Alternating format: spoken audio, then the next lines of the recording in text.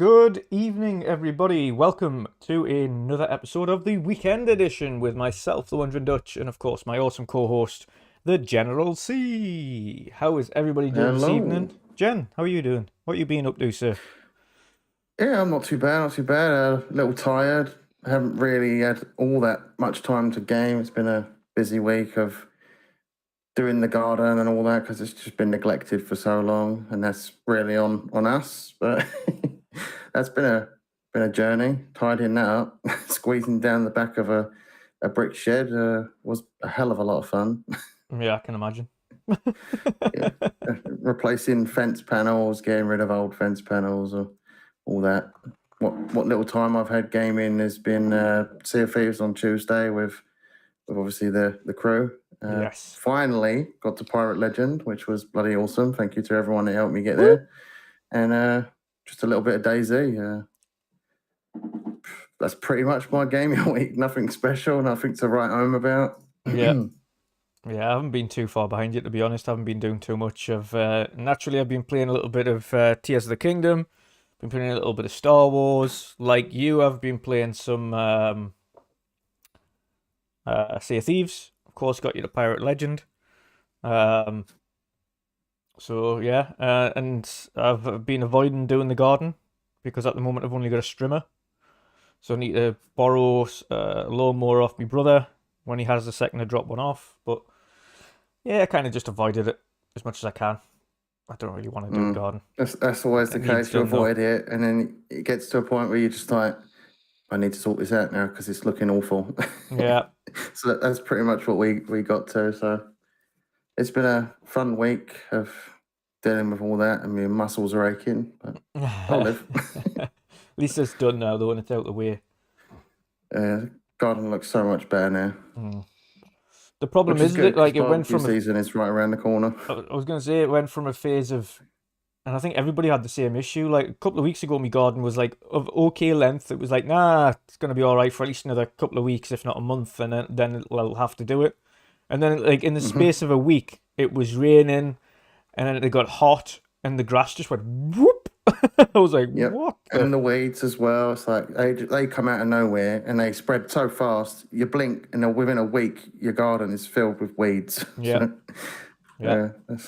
So it went from being of average length to being like super long in the space of a week. So it definitely needs done. Like, so that's what I might be doing tomorrow night after work, going over the garden and getting that done. So fun times, but yeah.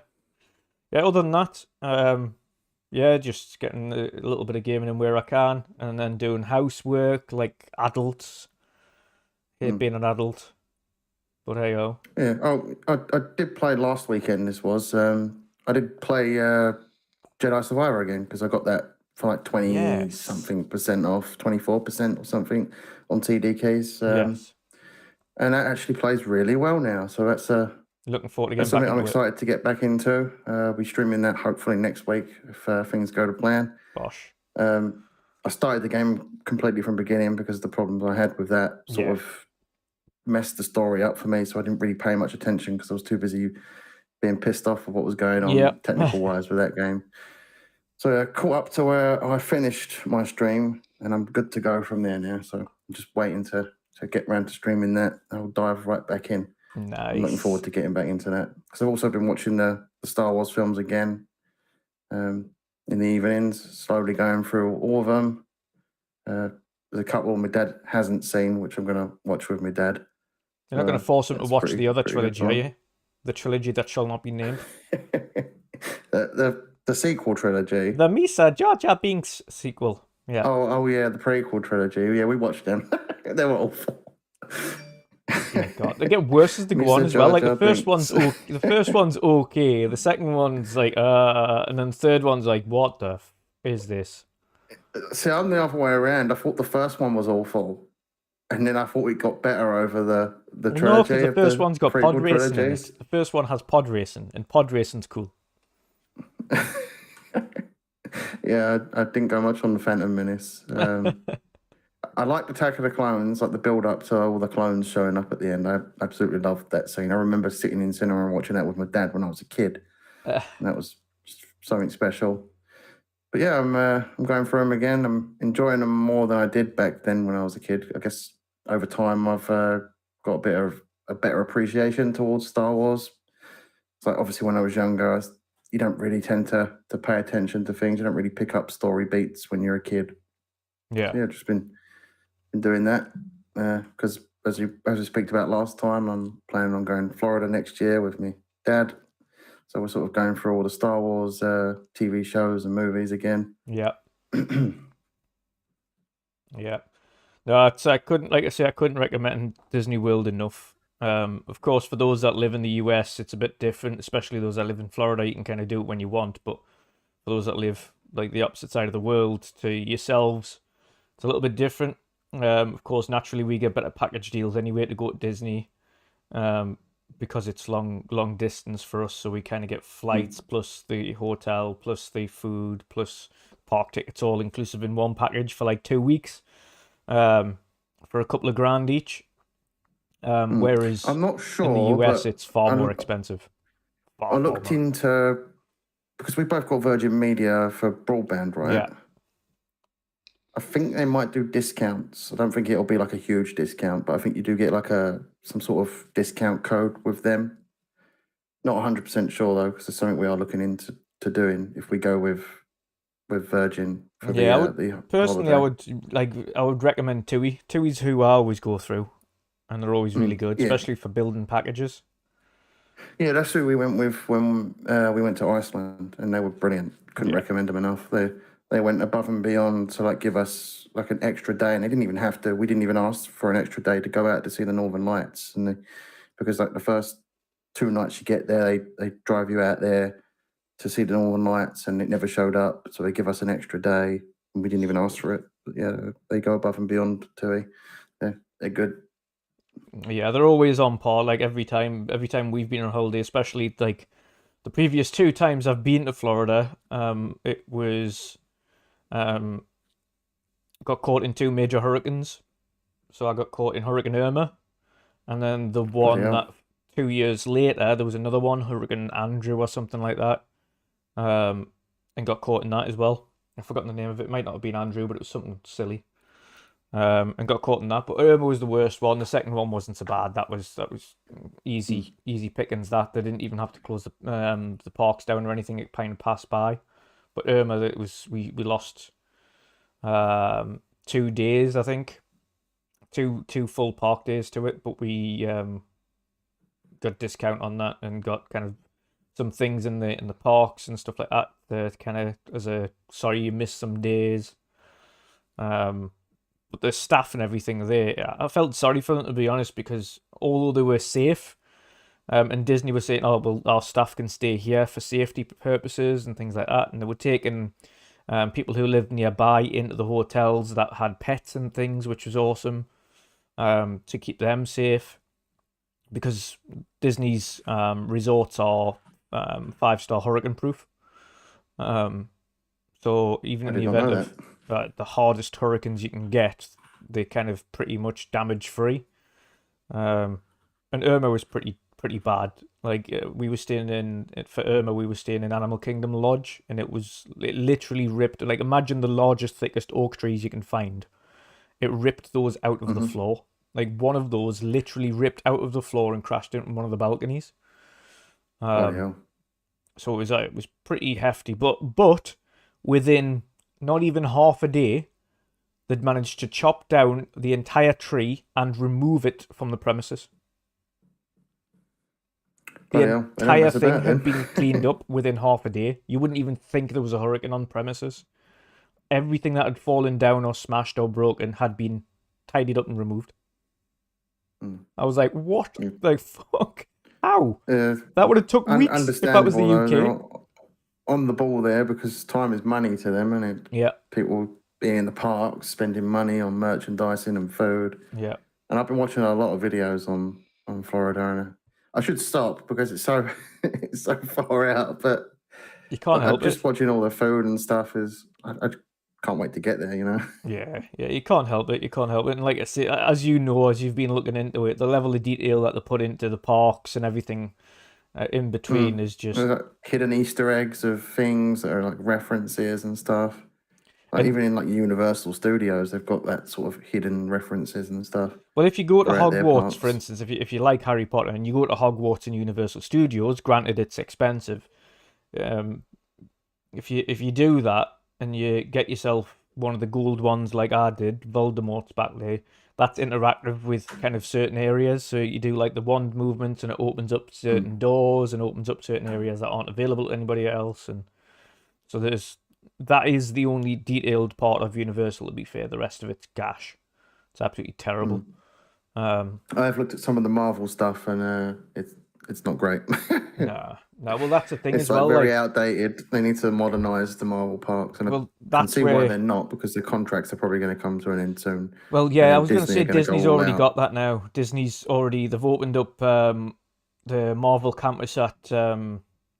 California, I think. No, Epcot's got one now Oh, as well. at Epcot. I didn't know that Yeah, actually. they've got one at Epcot now. So when you go into Epcot now, you take a left, and that is where Marvel is. And if you want to go to Tron, you take a right, and then they've got Tron on the right side, and then the rest of it's a little bit different. I know there's a Guardians of the Galaxy ride there now. Yeah. But yeah, you're right as well. California has Marvel Campus as well, but that's a much bigger area there for them. But mainly because California doesn't have Avatar at all. And they have a Star Wars, but it's nowhere near as big as the Star Wars at Disney World in Florida. Other than that, yeah, the level of detail is just insane. But they've added a few more bits as well. Like I say, in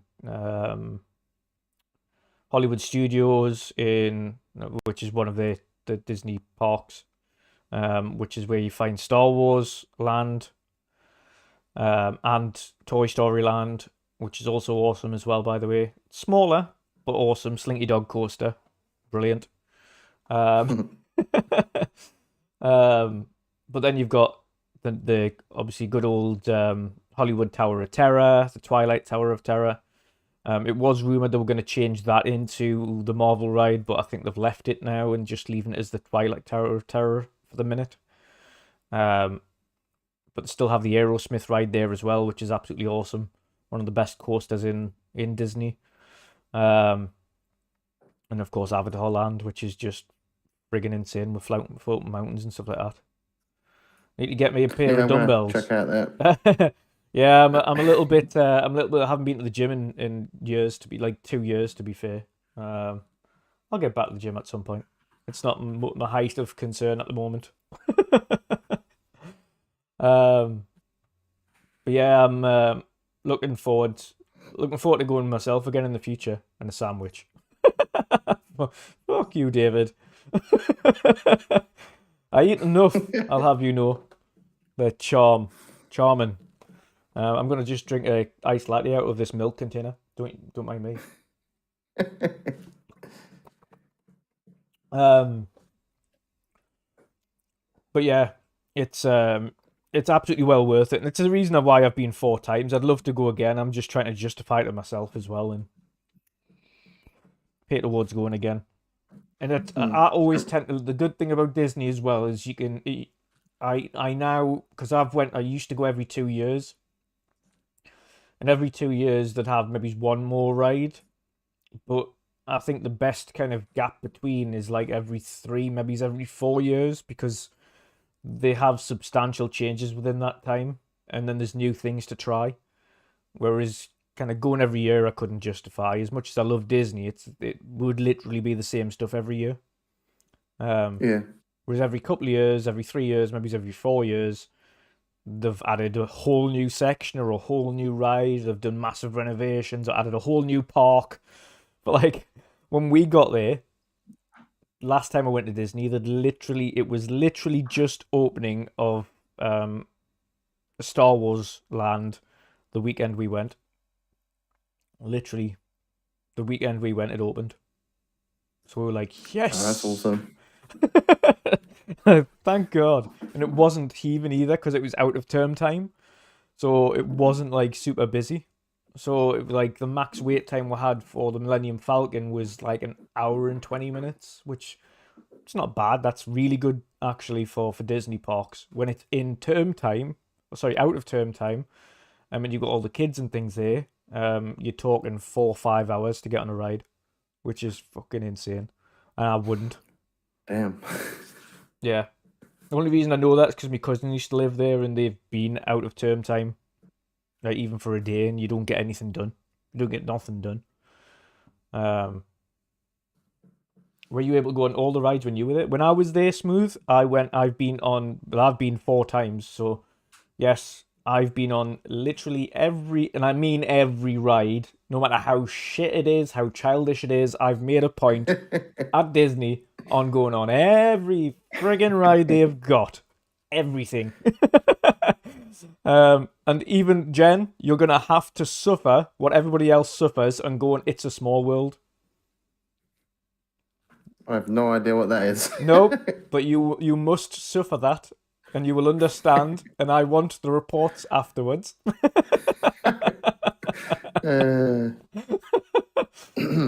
Oh God! Even if you Google it, it's you'll be like, oh God, no! But don't tell your dad about it. Google it yourself, and then take him on it.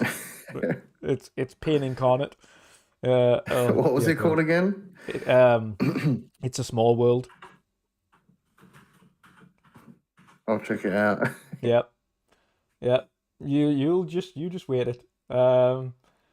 Another one that I'd recommend that it hasn't been open often when I've been there, and I don't know why, because it isn't a ride per se. It's more of just a theater attraction, and it's Monsters Inc. Laugh Factory, where they've got stand-up comedians, but in the forms of all the Monsters Inc. guys.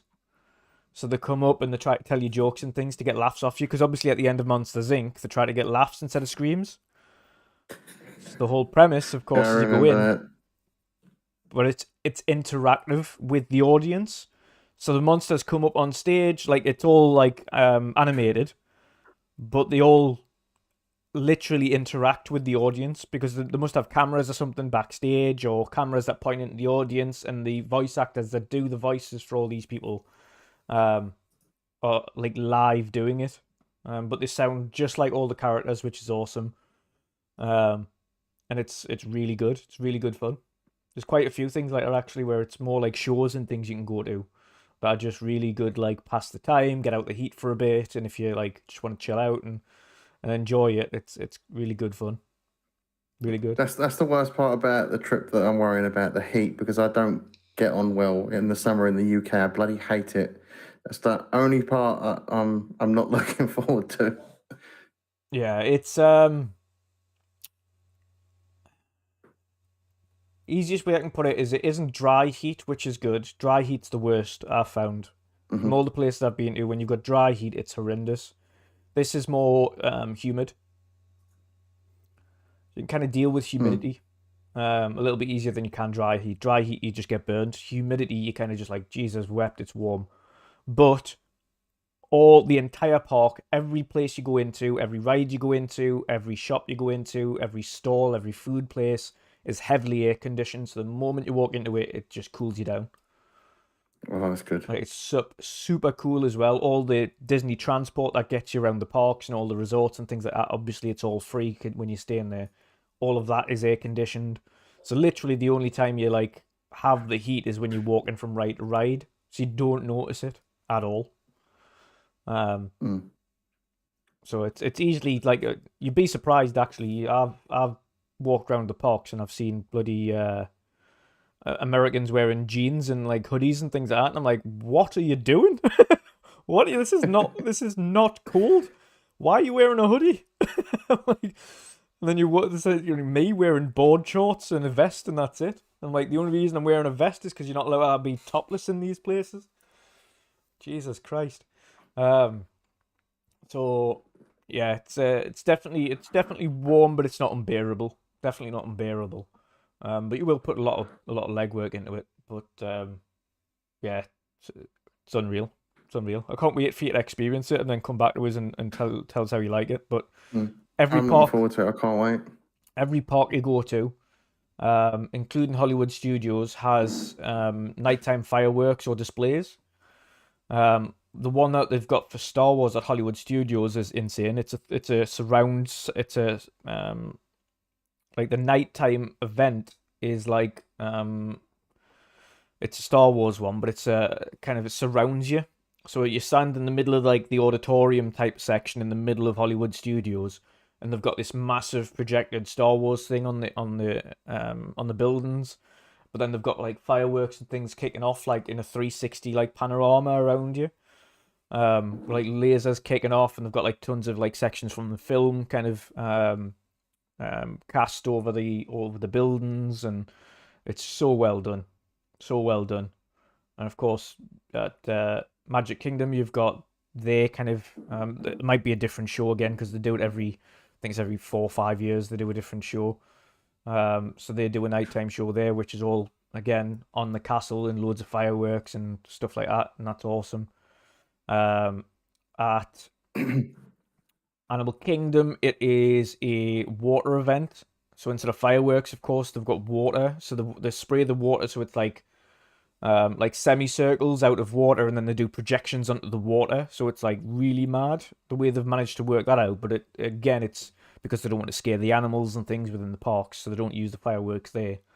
So the workaround is, instead of using fireworks to have these colourful, luminous displays with music and things like that, is they use water instead. So they've got loads of boats that have got like huge sails, and they project onto the sails. They've got the water, and then they project onto the water, and it's really well done. Really well done.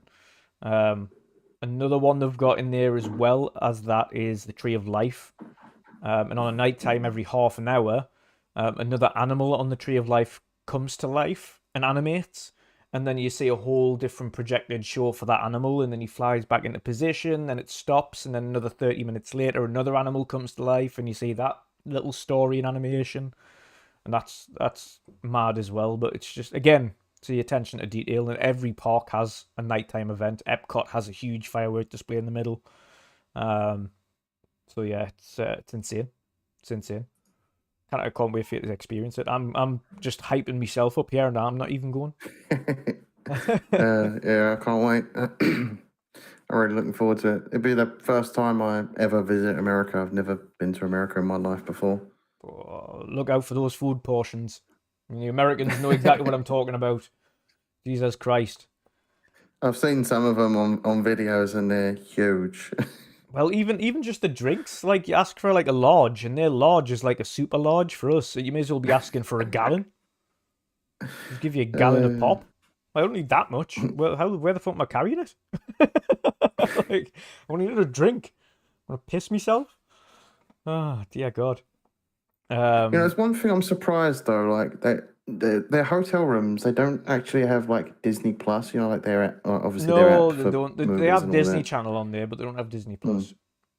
I'm surprised they don't. Like when you're like obviously in the hotel winding down for the night, they could use that as a way to sort of get people into Disney Plus. Yeah, I know. I don't get it either. I don't get it. But maybe it's to kind of encourage people to be in the parks and exploring a bit more instead of being in the hotel room. Because trust us, by the time you get back, especially if you make the most of your days, which you will, and you set yourself kind of plans on where you're going throughout the parks and which parks you're going to on the day and what rides you want to go on to and shows you want to catch and things like that. And obviously stopping in the middles for food and things, and then your nighttime events, because obviously you want to catch the nighttime events on the night. By the time they finish, you're not getting into the hotel until like 10, 11 o'clock at night. And by that point, you're absolutely exhausted. You're like wiped out, and you're like, right, bed. And then, boom, you're out for the count. Before you know it, it's 8 o'clock in the morning again. You're going to get breakfast. You're like, right, okay, which park we're heading to first? And then you're making the most out your magic hours. So obviously before magic hours, you've got on the morning, which is between the hours of 8 and 9. And then on the night time, between the hours of 10 and 12 is magic hours. So obviously you get extra hours in the park. So obviously you want to make the most of them. Yeah, I'll be making the most of that. Smooth Dog, yes, they have Disney coffee. I've still got some Disney coffee downstairs. They have Disney hot chocolate, Disney coffee, all different flavors. They've got their own sweets, they've got their own candy floss, they've got their own chocolate. You name it, they make it. They have everything you can possibly think of: cutlery, dishes, toys, clothes. I was watching some of the Tea videos towels. on a stream of mine last week, and some of the food portions are ridiculous. There's like a carrot cake you can get, and you could feed a family of 4 with that. Yeah, yeah. They do not skim out. Like I remember getting a salad. It was like a chicken salad at one of the restaurants there, and it was a steak salad. And you should have seen the size of the bowl. It was a salad bowl that they brought out. I was like, what the fuck? It was like this juggernaut salad with a full, like, massive slice of steak cut into nice segments and salad dressing and everything on it. I was like, it's beautiful and I love it. But Jesus Christ, that was like a full head of lettuce per portion. I was like, what is going on? I couldn't, honestly, like, it is insane. And that's across the park. Like, naturally as well, we always start off, I mentioned this last time, we always start off going to Casey's Corner in Magic Kingdom when we get there on the first night, because we usually get there kind of mid-afternoon, late afternoon. By the time you've got yourself sorted and settled in your hotel room and things, we just went, right, okay, we'll head to Magic Kingdom, go to Casey's Corner, get a foot-long chili cheese hot dog, some chips on the side, a couple of little sides and a drink, and then watch the nighttime show, and then that's the first day done. Then at least we've had something to eat, we've chilled out, we've watched the nighttime fireworks, and then maybe you might catch a coaster depending on when you've had your food. And then you go back to your hotel room, have a sleep, get yourself acclimatized to the time difference, and then get ready for the full 2 weeks. We did 100 miles of walking in the full 2 weeks we were there. Bloody hell. It's easily, you don't even realize it because you just ride, park, ride, food, park, ride, show, ride. Before you know it, Jesus Christ, you've just, you've done miles, Easy 20,000 steps a day, without doubt. Easy. Bloody hell. I'll probably lose weight there. You'd think that, I thought, we're going to gain weight because of all the food and things like that. And then at the same time, you think, Jesus Christ, I'm doing a lot of steps, I'm going to end up losing weight. But you end up just staying exactly the way you went. Like, despite the heat, despite everything, because of the food portions that you get and the steps that you're doing, they kind of just combine. Like, okay. But yeah. Yeah. Awesome. Oh, man, I can't wait. I know. You're telling me. It just feels so far away when I think about it. Time. Well, as soon as you've got it booked, or even as soon as you put that first deposit down, then all of a sudden you're like, right, okay, we're on the final payment, and you're like, yeah, it's close. Yeah, you'll love it, definitely. Yeah, exactly. Yeah, Smooth Dog, I you're can't right. wait. I'm super excited.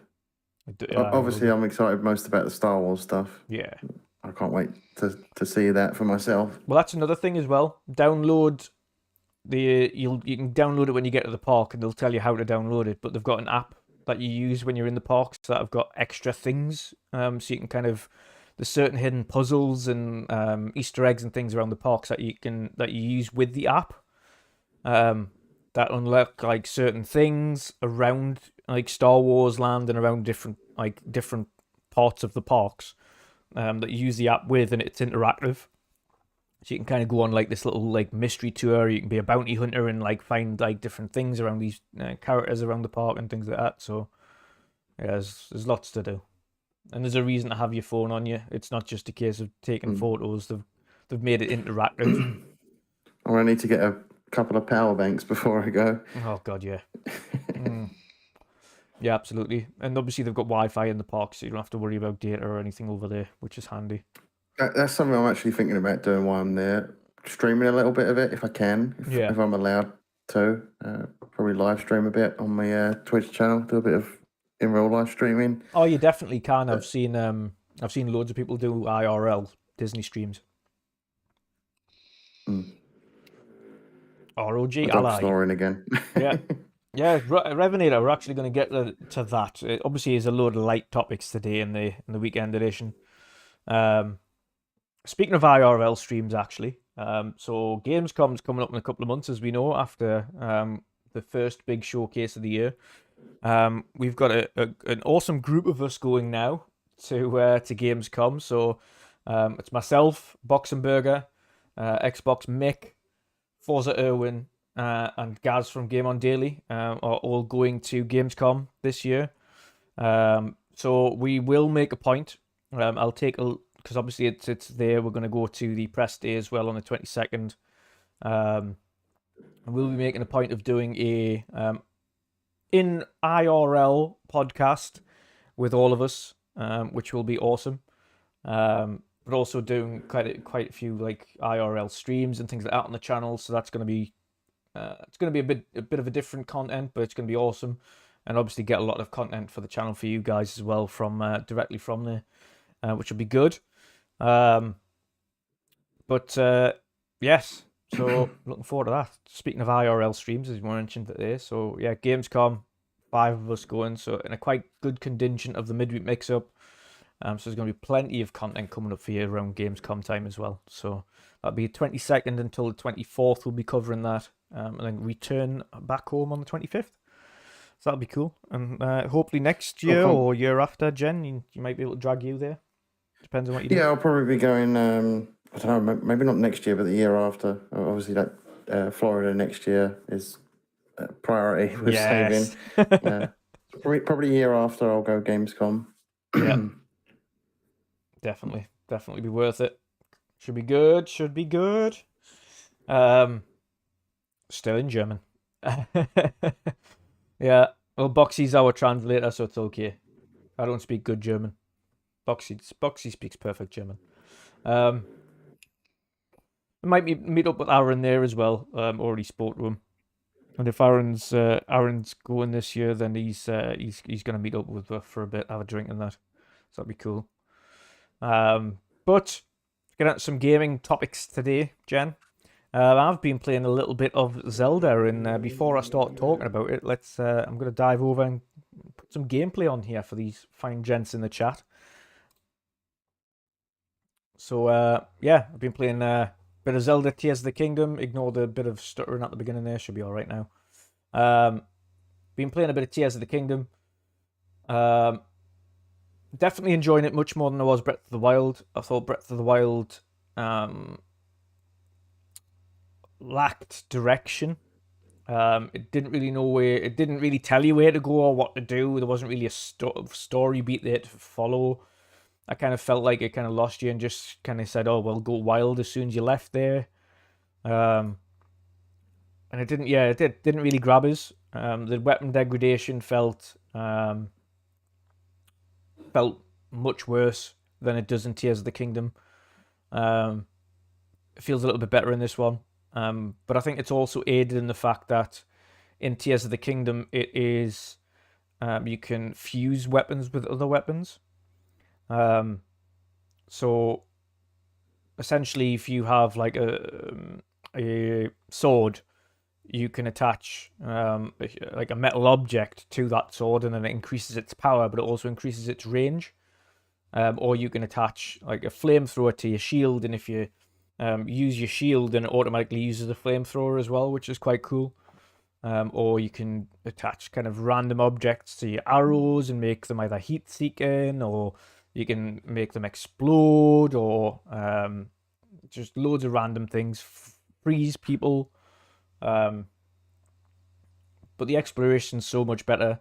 The sense of direction and telling you where to go and what you need to do is much better in this game. And overall, I'm actually having fun with this game, which is what I didn't have in Breath of the Wild. And that's a huge step up. It's just it's a pretty game. There's a couple of things I'd like them to change or add in. Primarily give the option to change the brightness and the contrast, because there's certain sections of this game where it goes into daylight and you can't see what the hell it is happening on screen. It's too white. It's just overly bright and far too saturated. And and they haven't got any brightness or contrast things in there. They don't have anything. Obviously, they don't have HDR, so there's no brightness or contrast settings, so you can't change that. And that's one key thing. I think the only thing you can do really is just change the size of the screen and things like that. You can change the HUD. But yeah, there's not much, like, in terms of settings wise, it's bare bones, which is a kind of a negative. There are zero accessibility options on the game, like zero. Bloody hell. It's a bit odd. Yeah. There's nothing like that on it. Tend to find is it's better direction when it comes to use the shrines to get life orbs, and those life orbs can be used to increase your health bar or increase your stamina. So at least you've got kind of more stamina and more health and things to be able to traverse better. But yeah, overall it is a better game. I'm actually enjoying this one, and I feel like I would enjoy continuing to play it.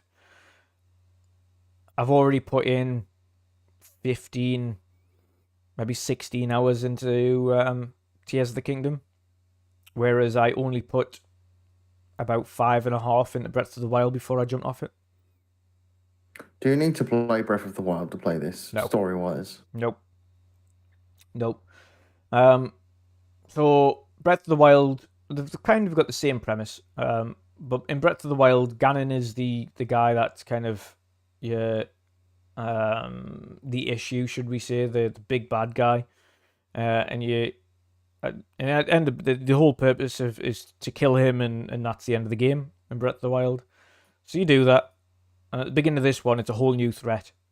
There's a whole new issue, so it's kind of okay, right? Well, with Princess Zelda, we're exploring this cave, and that's the beginning of the game. And then this new threat appears, which is like some mummy that's been underneath Hyrule Castle for years on end, and he kind of he just takes you out in one hit, and then you both separate, and then you've got to try and find out what happened to Zelda, and find her, and then take out the threat again, which is this mummy, but he's got the ability, the Master Sword that you've got, which you have at the very beginning of the game, gets absolutely obliterated by him in one hit. He's like, your sword's no use here. Like, my power just evaporates that sword, and it just literally damages it. It melts the sword. So you've got it at the very beginning. You can kind of slash things, like, even after that, you can slash things a couple of times, and it breaks entirely. So then, kind of that's when the story kicks in. But it's a far more interesting story. Nitpicks about the story, though, is that it's only voiceovered in the minimal cutscenes that they do have. As soon as you come out the cutscene and you've still got the characters on screen afterwards,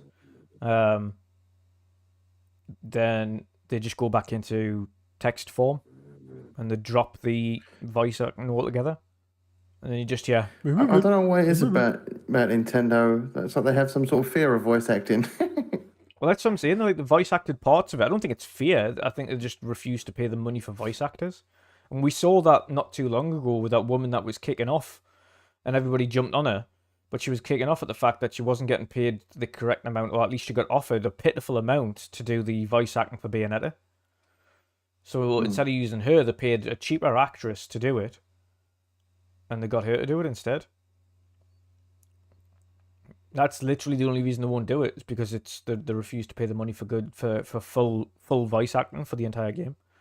They'd rather just get small sections, pay minimal amounts, and then put the rest of it in text. Yeah, it sucks. It's like I felt like a lot of Pokemon Violet and Scarlet would have been more impactful if it had voice acting. Yeah, absolutely. Absolutely, and they had nothing again. That was all text. And even saying that, even then, that was probably one of the best Pokemon games I've played in a very long time. A very, very long time. Absolutely fully enjoyed that. You've got like 90 odd hours, 100 hours into Violet. That was the reason I got a Switch, was for that Pokemon game. Yeah. Because of how like ambitious it was. Minus all the issues it had. Yeah. At the time, it was still a bloody great game. Yeah. Yeah, I'm exactly the same. Like, you've actually got more hours in it than I do. I've got something like 70 hours or something into Pokemon Scarlet. And I want to go I back still to it need to actually. go back and mop up. Yeah, I need to go back and mop up some of the Pokemon. I think the Well, they've got an DLC actually expansion. comes out for that soon, right? Is It's it like out now? it's already out, yeah. I don't know that. I Yeah, might it's have out. to. I haven't even gotten to it I yet. have It's to only grab that. 24 quid. The expansion came out not too long ago. It was Secrets of Area Zero or something like that. It's a whole new section in Area Zero and a whole new mystery. New Pokemon and all that stuff. So yeah, I need to pick that up. Yeah, I'll have to check that out.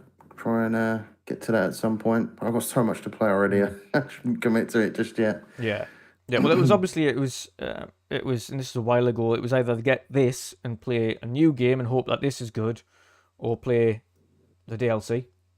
And I was like, we'll try something new for a change. I'll give Zelda another chance. See if I like Tears of the Kingdom. I've heard good things about it. I've heard good things about the weapon degradation and the traversal and things like that. So I thought I'd give Zelda one more go. If I didn't like it, of course, then okay, that's it. But thankfully I am. Thank God.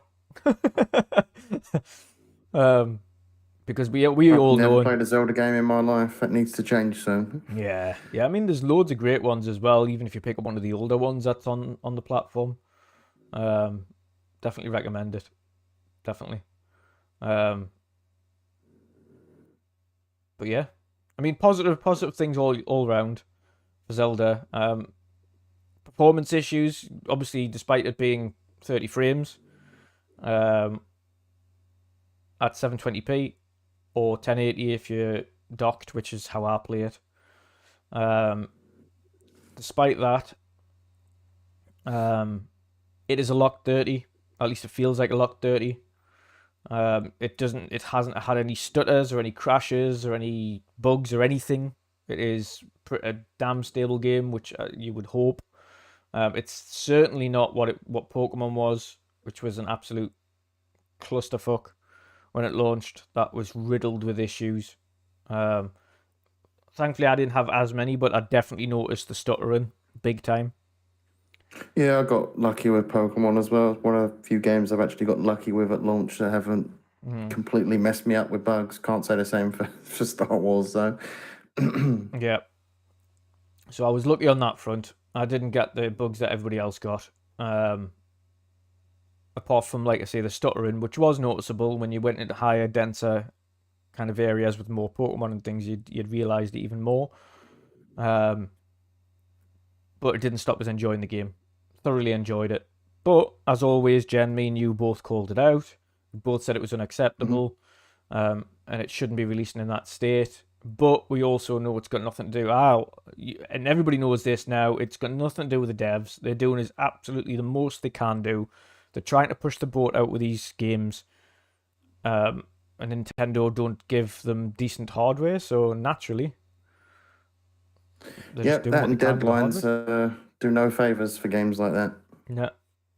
Both Zelda and Pokemon have tried to push the boat out in terms of what they can do technically and graphically on the Switch, with the limits that they've got. And unfortunately, like, Nintendo's not helping them because they don't have decent hardware.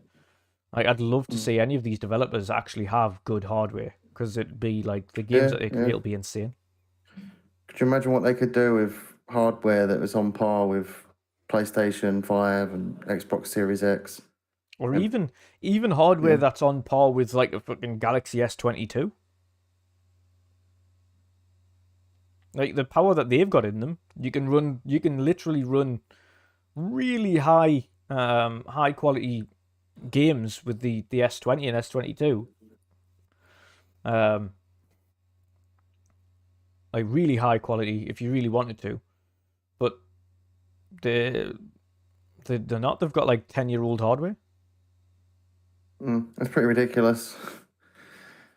Hopefully, though, their next console is at least somewhere close to the newer generation. Yeah, definitely. Especially with all the advancements in mobile tech and mobile chips, you'd expect them to have something pretty decent by in the next one. I'd still, and I said this yesterday on PTK's show, you still think you would still think at least anyway that when they do release hardware, it's still going to be out of date by 2 years. They're not going to have the newest. Yeah. They're not. It's unfortunate, but they're not, because Nintendo want to make money on every console. They want to make money on every game sold. But yeah, it is what it is. As long as they get it to 60 FPS, I'll be fine with that. If I mean 1080p at 60 FPS, that kind of should be the bare minimum for them. But from a technological standpoint, they also continue to limit themselves by having them on cartridges. And granted, now the cartridges, as well as a bit like when you get physical games on console these days, a lot of them, that's just your security key essentially to say you own the game. As soon as you plug it in, you've got to download it. Yep. You have to download games anyways. Yep. So I think unless they go down the route of changing what they have and not using the cartridges, I think the next Switch anyway will have to have some form of backward compatibility for the cartridge. But they need to change either make a larger cartridge so that it has greater size on there, so they can fit bigger, larger games on that aren't technically held back. Larger cartridges probably the better shout, and then like they could do some sort of adapter that comes with it that plugs into the larger cartridge port, and then you plug your Switch games into that adapter. Yeah. Didn't they used to do something similar to that for something? I think they did.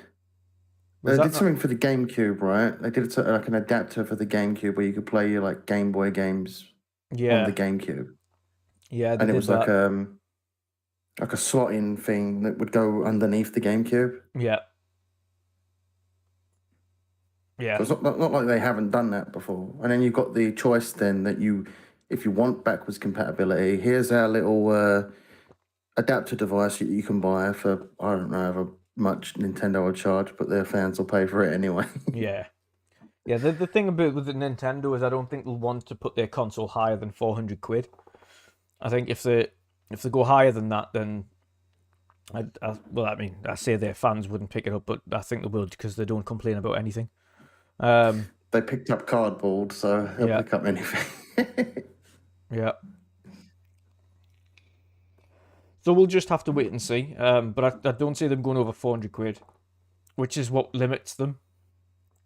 I've also seen rumours that they're going to be using LCD panels as well. There's a Japanese manufacturing firm that makes panels that have confirmed that they're making loads of new LCD panels for a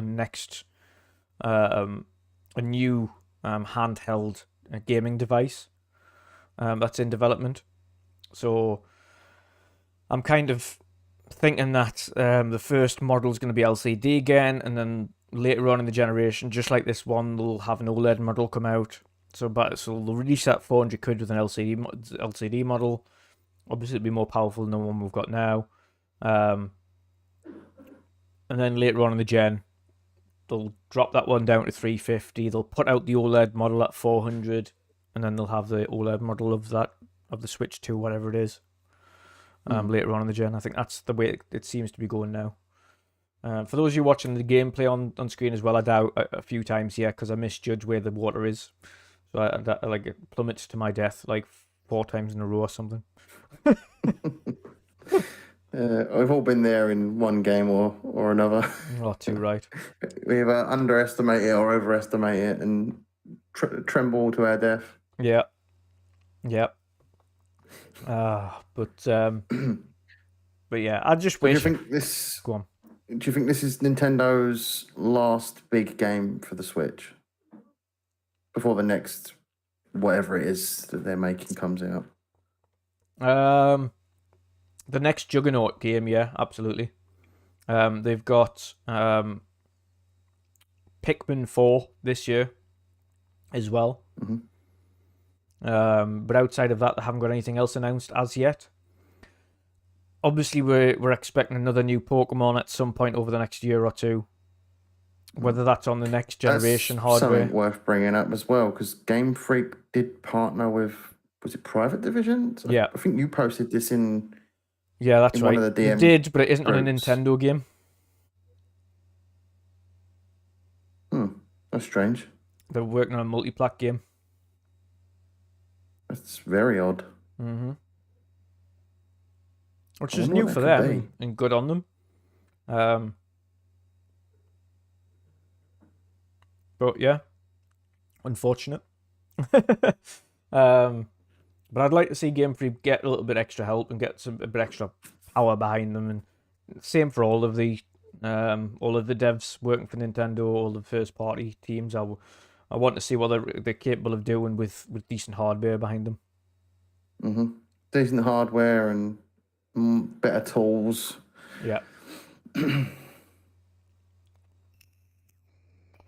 So we'll wait and see. We shall wait and see. Obviously, we're expecting not a Treehouse Live, but something similar for Nintendo around the showcase season as well. So we'll try and cover that if possible. I'll have the audio completely switched off for that because Nintendo loves to copyright strike you. Yeah, they've still got Metroid Prime 4 as well, Fanto says. I don't know about Wind Waker and Twilight Princess, to be honest. We'll have to wait and see. But yeah. Did you stream some of I can't remember the subtitle, but this Zelda game, the new one. Did you stream some of it? Yeah, I streamed it the other day, yeah. Tears of the Kingdom. How was Nintendo with you with that copyright striking wise? Absolutely fine. I've had nothing off them. That's bloody surprising. Yeah. And the audio was on for that as well, so I'm surprised. I'm really surprised.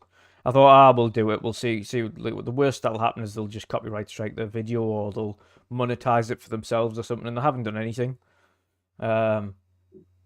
Whereas I know a few of the reviewers that were streaming it either on release day or just before release day.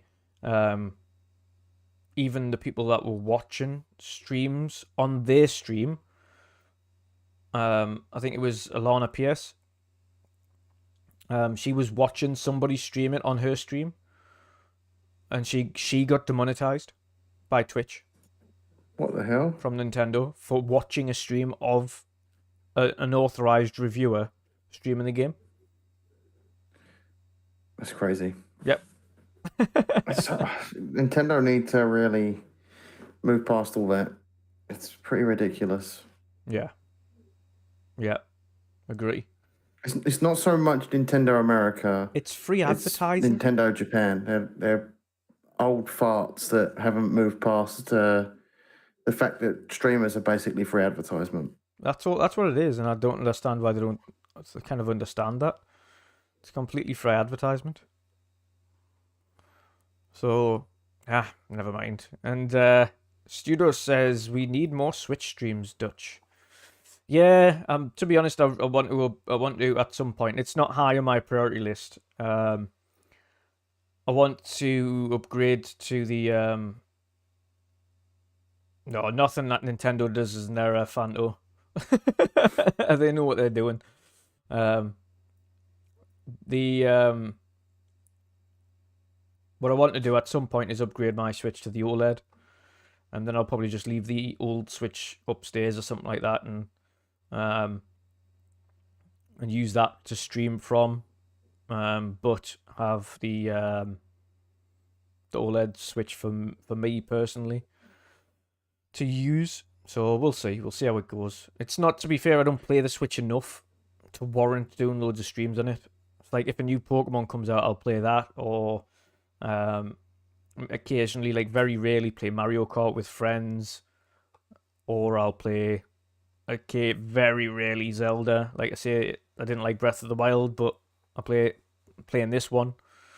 So I don't play it enough to warrant doing loads of streams on it. Pokemon, yeah, probably. That's pretty much what I treat it like. It's my Pokemon console. Yeah. Can't really say I'm into many of the Nintendo IPs. Don't mind a bit of Metroid. I probably should pick. I want the remake. Dread. Yeah, I want the remake. I've heard good things about that. I'll probably pick them up at some point, but again, at the moment, I'm between so many different games. I've barely scratched the surface of Dead Island 2. Yeah. And I haven't played that since it released. and I need to get back into Star Wars, and I'm never going to touch Redfall again. Yeah, same. I put it on the. I mentioned this before as well. I put it on the other day for a little blast on Redfall again. I thought, right, I'm going to give it another little chance here, and I'd put a mission on, and the entire I hadn't in this mission I didn't come across one bad guy, not one, and I had to deliver a pocket watch to a gravestone. Did you watch Donkey's video on Redfall? No. Oh, it was so funny. Donkey's good when it comes to comedic timing and taking the piss out of games. Yeah. But so I've just put that down. I'm not going back. I'm not wasting my time on it. Not when there's so many other things I need to cover. I just class it. It's just a miss. Like not every game hits, and that game didn't hit, unfortunately for them. So it's unfortunate, but it doesn't. Again, being a multi-platform gamer, I don't care that it didn't hit. It's oh well. It wasn't something any of us were really hyped for beforehand. I mean, you said the more we see it, the more it looks good. But that's... I started to build hype up to it, but the trailers I felt that were very misleading. Like I feel like the product that they were showing off wasn't really what we got in the end, because a lot of it just feels like fetch quests, and I've seen people play it. I've played a bit of it myself to a certain degree, and I even forced myself to play it in 30 frames per second for like an hour on console, and that was a nightmare. It's just very, very average. Like it's in some places below average. Yeah. But like you said, it's not everything can be a hit. Nah, it's not. You're gonna get these things when you try new stuff, and you try new games, especially for the studio. It was their first multiplayer game. They wanted to do vampires, which is different again for them. It's not that all. Even vampire games aren't all that common. But I just think the vampire genre is cursed. There's never been a good vampire game. Exactly, and unfortunately continues. It's an okay game with friends, but it's not something I'd put down Jedi for, or even Zelda for. It's like we all say, any game with friends is a good game. Exactly. You can make fun of anything and everything, and we've played some shit games and played them with friends, and it's been fun. So, co-op, just you make your own fun when it comes to co-op in any games, and that's typically how it is with co-op games. It is, there's games out there that do co-op, and the game's bloody brilliant. Yeah, but like it could be the worst game ever, and it could have co-op, and you'd still make your own fun in it and have a good time with friends. So any game with co-op can be a good time with friends. Yeah, absolutely.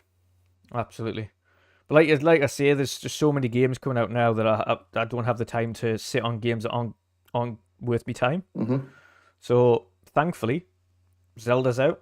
For those of you who didn't play Diablo and got a chance to jump into Diablo this weekend, Diablo was there to play this weekend. I opted against it on this occasion. I was going to play it a little bit, but I thought, no, Zelda's out right now. I've got Jedi to play through. Like I've got enough games that I need to actually get through before Diablo's full launch, that I don't want to waste time on something where my progress doesn't carry over. I've already done max level. I've already killed a Shava, so I've already got the mounts that you could get in the betas. So I don't have to worry about getting those. So I was done. Yeah, and that's literally right around the corner as well before it comes out. Yeah, that's June. That's 9th of June. And 3 days before that, Street Fighter 6 comes out. I totally forgot about that. Yeah. So I've got, and that's a game I'm also interested in. Yeah. I've got both of those on pre-order. So Street Fighter 6 and Diablo. So before that, I need to finish Jedi and I need to finish Zelda. So I've already finished Ravenlock, so I'm glad I got to experience that. I'm also super glad it was nice and short, and I had a really good time playing it. It is up there with one of my favorite indies of the year. It's definitely in with a shout of an indie game of the year for me personally anyway. It didn't outstay its welcome. It was a super fun game, really colourful, really bright. Nice and as Aaron mentioned in the indie showcase, a really whimsical game based in Alice in Wonderland. It wasn't it wasn't difficult at all. In fact, it was just a nice game to play through, and it was only like 6 hours for a full 1,000 achievements. I recommend That's everybody a go game and I play need it. to get around to playing because Oh, Jen, that you caught will my love eye. it. You will love it. It is, and like I say, it's only 6 hours long, so it's like 2 streams and you're finished.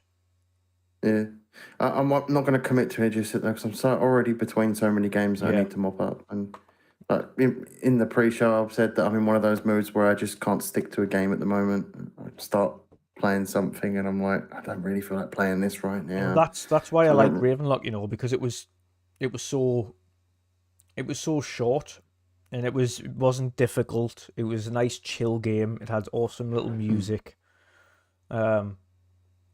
It was the perfect type of game where you're in one of those moods and you go, I don't know what to play. And then you chuck it on and it's nice and easy, it's relaxed, it's colourful, it's vibrant, it's got a nice little style to it. It's not difficult. There's another game I need to try out, is that cassette based. Yes, I've got that installed on my PC and I haven't played it yet. Yeah. There's just so many bloody games. I just... Yeah.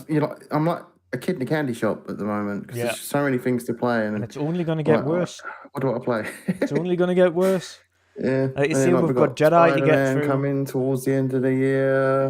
And I'm obviously a huge Marvel fan, so I'm really looking forward to Spider-Man. Yep. Starfield, Spidey 2, Diablo, Street Fighter, Starfield, Jedi, and numerous others that come out in between that as well. I'm sure there's more that I haven't named. Let's have a quick look. Actually, I think I might have a couple in my. Let's have a quick gander. We've got the new bloody Mortal Kombat that's going to be properly announced right around the corner, and I'm a huge Mortal Kombat fan, so that's going to be on my radar. And that's supposedly leaked that it's coming out September. Yeah. Whether that's true, I don't know. We've got Cyberpunk's expansion as well. That'll be coming out soon. Oh my god, I forgot about that. Yeah. There's too many bloody games.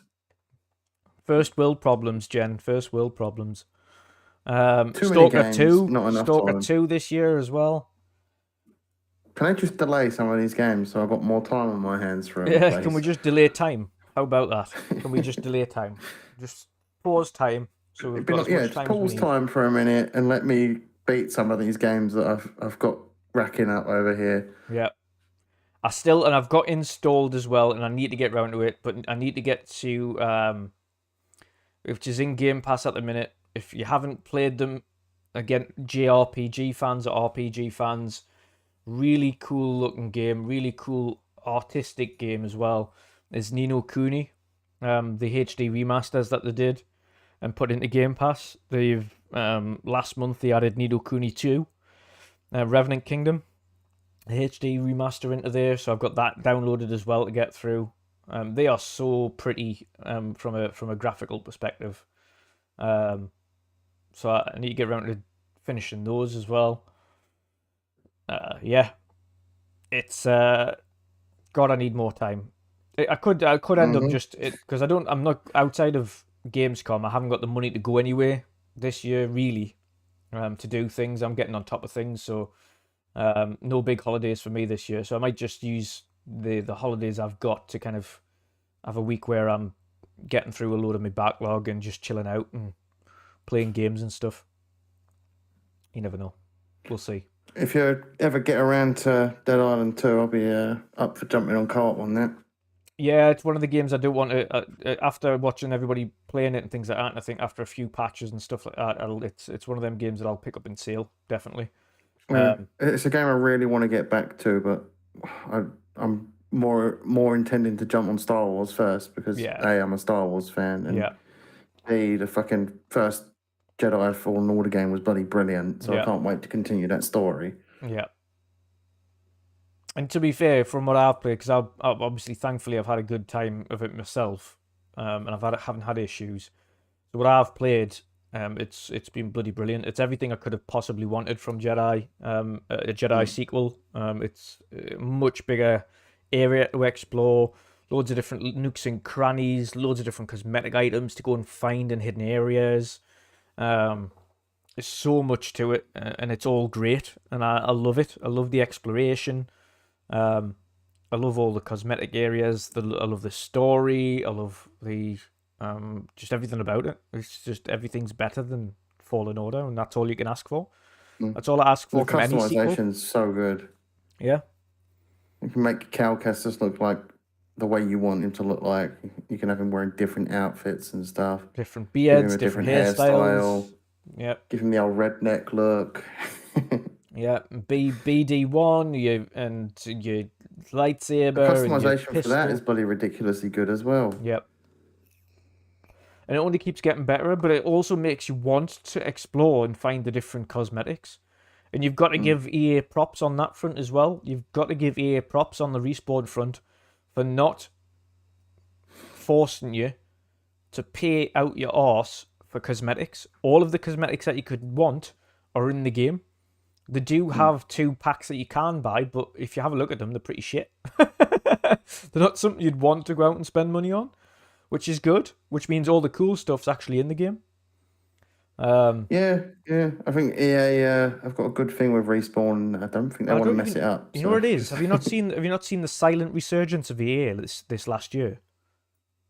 Yeah, Dead started with Space. Dead Space. Dead Space, then you have a look at Need for Speed Unbound, and as much as I haven't picked that up yet, I'm waiting for it to go into Game Pass via EA Vault.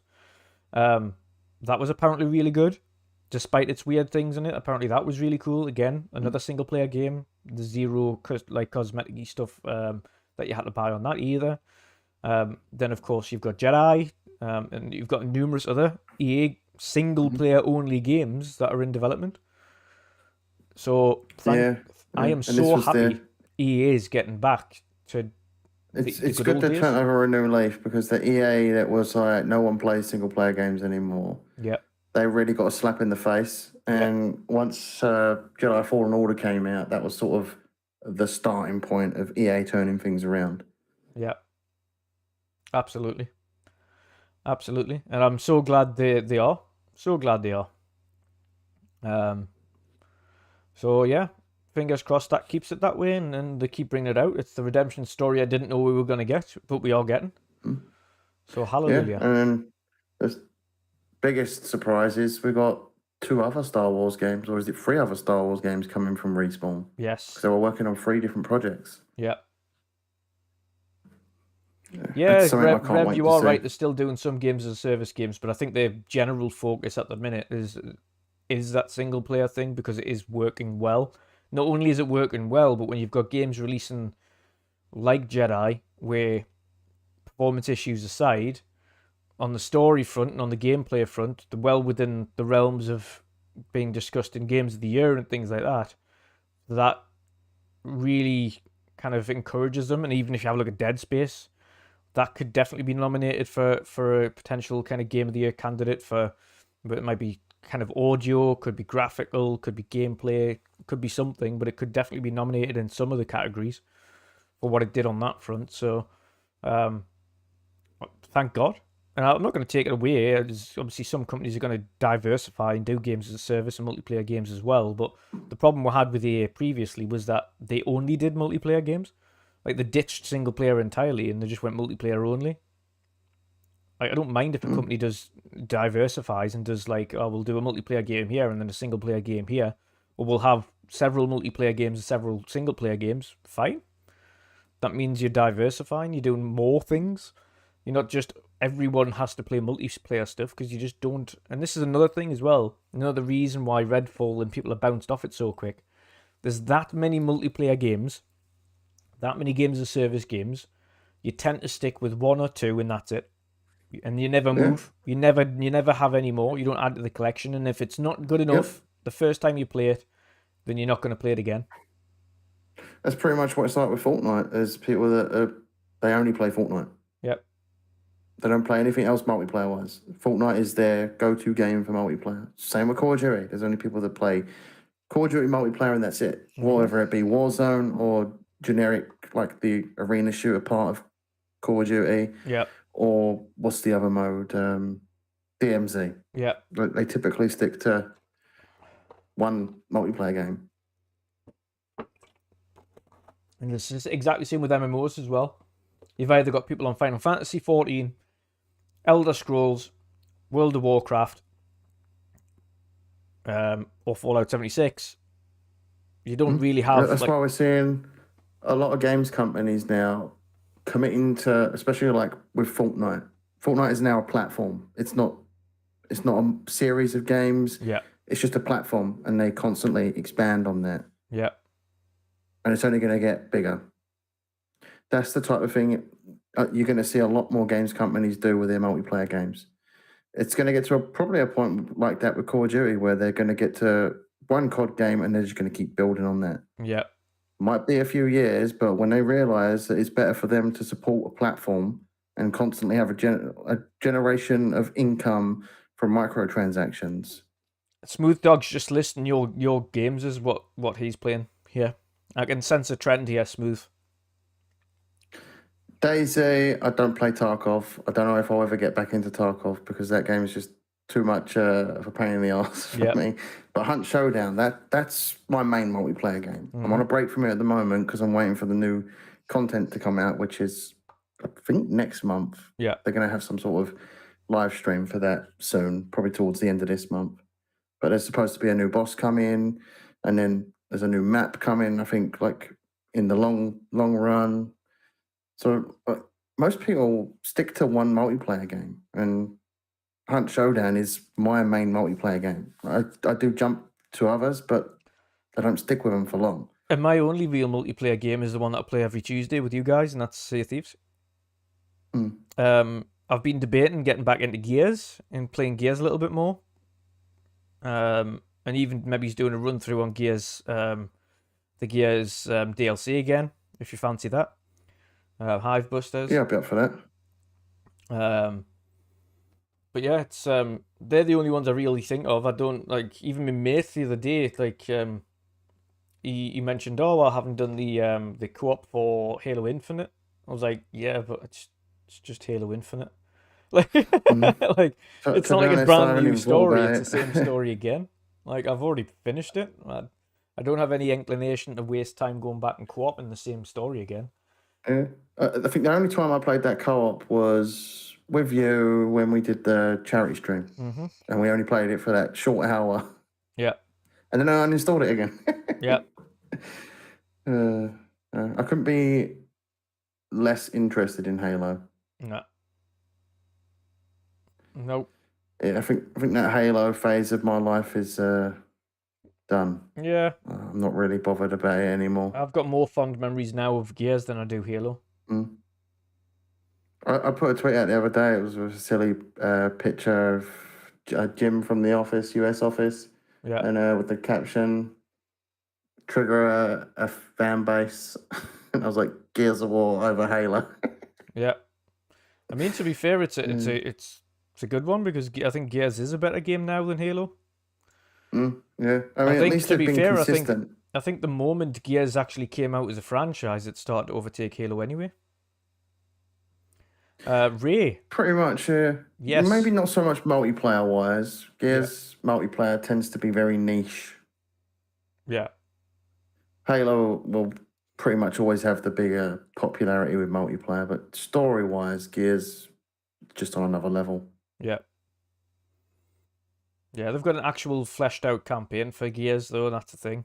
With a good story and great voice acting and characters that you kind of, even in Gears 5, yes, it's about Kate and JD and things like that, but at least like in Gears 5, you had the old guys coming back. So you're like, oh, yes, like this is more my childhood. You've got like Coltrane and everybody back. So that was cool. But Ray Old, yes, I do believe there is a Gears collection.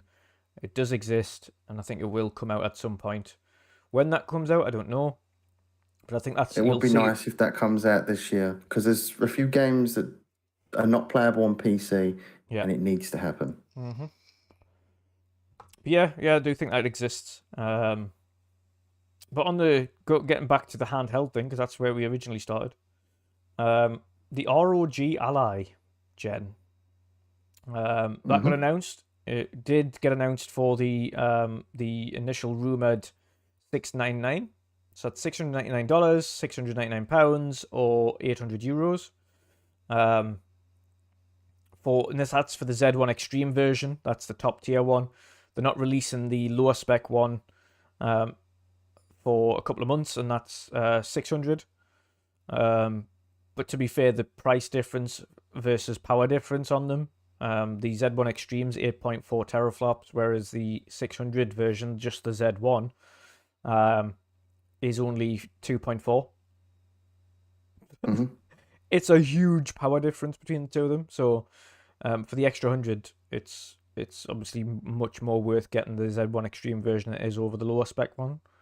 But what's your thoughts on the ROG Ally? I haven't seen much of it. Yeah. I'm not sure. Is this like a thing you can dock to your monitor as well and use on your monitor? Absolutely, yeah. Yeah. See, I have been sort of fairly interested in getting the Steam Deck. Yeah, this is because I know there's a lot of good ROG... stuff you can do with a Steam Deck, like bloody hell, my mind's gone blank. Sideload windows and things. Yeah, stuff like that, as well as emulation and that's the thing that. with this one, It's which is I think is already has an up in hand here. Is that the ROG is Windows based. Mm-hmm.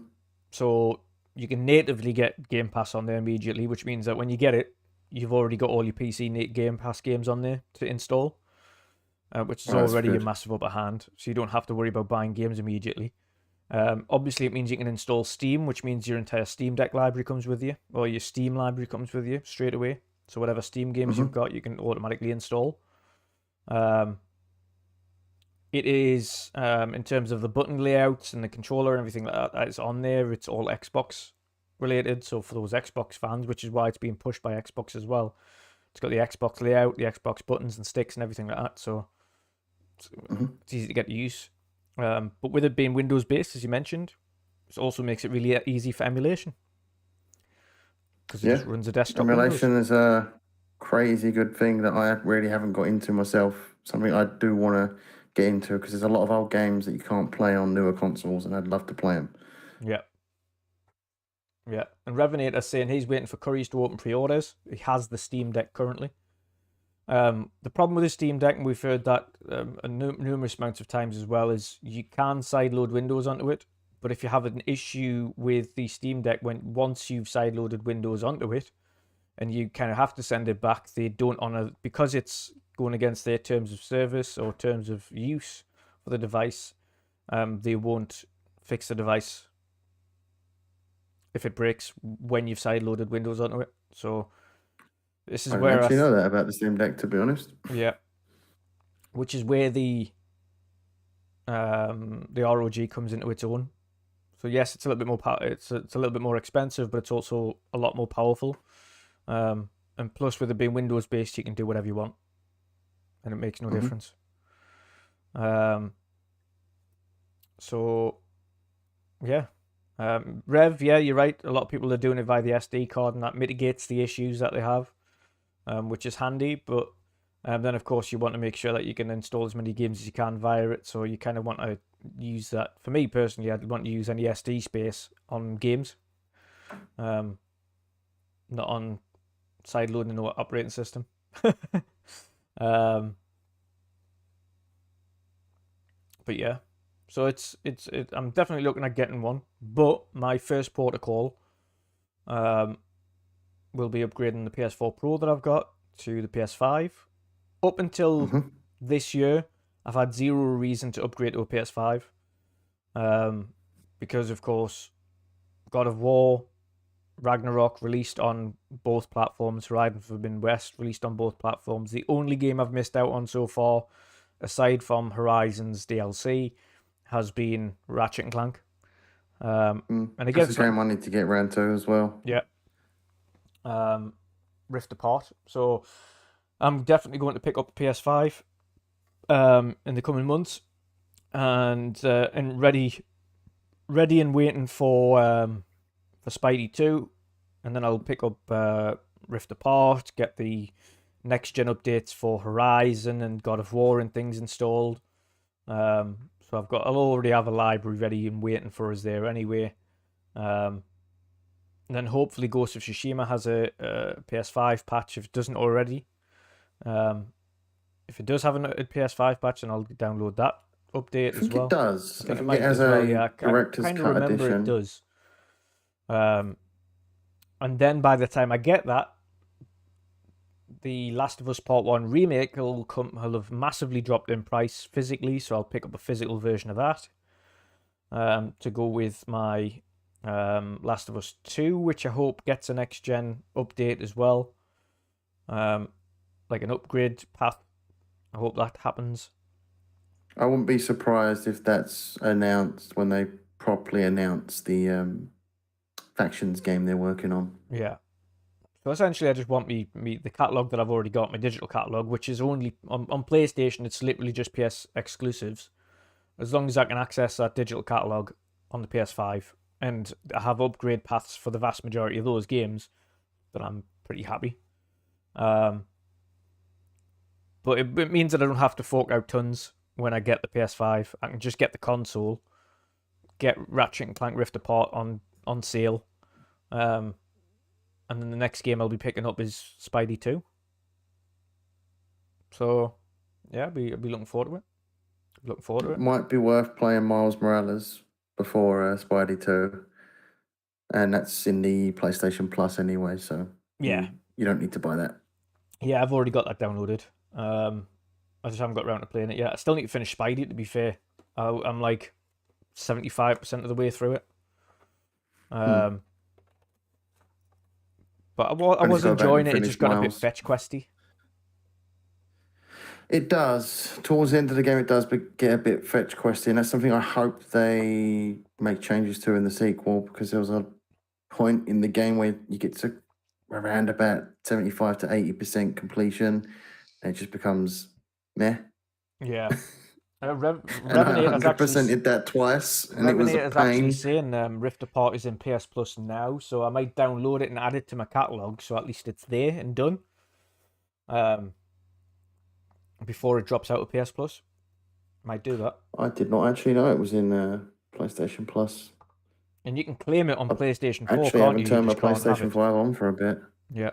I think so. I'm not entirely sure, but if not, you can do it through the app on phone, if I'm correct. I might do that then. I might just log in and claim it.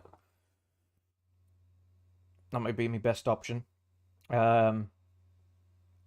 Reoid, no, I will not be getting the VR2. No. No, me neither. I'm not really into VR. Yeah, I'm not one for getting VR. I've had VR in the past. I've had the Oculus. I've had the HTC Vive.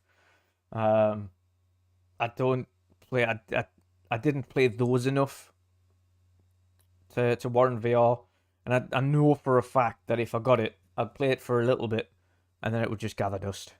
Yeah, I don't play them enough. It's a cool experience every now and again, but not as much. Like, it's not the type of gaming I do these days.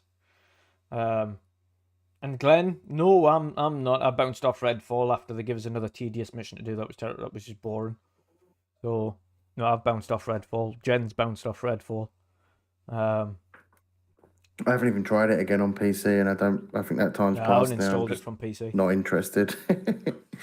I uninstalled it. It was like 100 odd gig. That was just taking up space. I think if I do go back to it, it'll be at a quiet point in gaming when after I've caught up with everything that I'm already trying to bloody catch up with. It'll be after that, and that'll probably be around, hopefully, the time the patches come out. But I don't know. I'm not really all that bothered about playing it now. That time has passed. There's so many other games I'm more interested in now. Yep, completely agree. Ray said he's waiting on the 60 FPS patch for it. We were speaking about this earlier on in the show. Me and Jen have both said it. There's that many games currently out, and again, being multi-platform gamers, it's a bit different. If you're just on Xbox, I can understand why you might have a little bit more time. But if like me and Jen, you have the Switch, you have the PlayStation, you have the Xbox, you've got a PC. There's that many new games out at the minute that there's just not enough time in the day to sit around on games that are average. So many Nintendo games I need to get around to playing, but I haven't yet. Yep. Because I've only had my Switch for what? Not even a year. Maybe about half a year. Yeah. Half a year, sort If of. that, whenever Pokemon came out. Oh yeah, yeah. So it was just before November, I think. Was it? I don't even remember when Pokemon came out. God knows. I just remember uh, fucking literally hardcore in it and just like playing it every day for like days on end. I'm terrible when it comes to the concept of time. I've probably had to switch about maybe 8 months. Yeah. Yeah. But yeah, there's so many games I haven't got around to playing. I want to play Breath of the Wild before I eventually get to this. I want to play Metroid. There's 2 Metroid games I want to play, Dread and the remake. The list goes on. I Yeah. could be here all day listing games for that thing. And then I've got games on the PlayStation. I need to get around to do it. It's just so little time, too many games.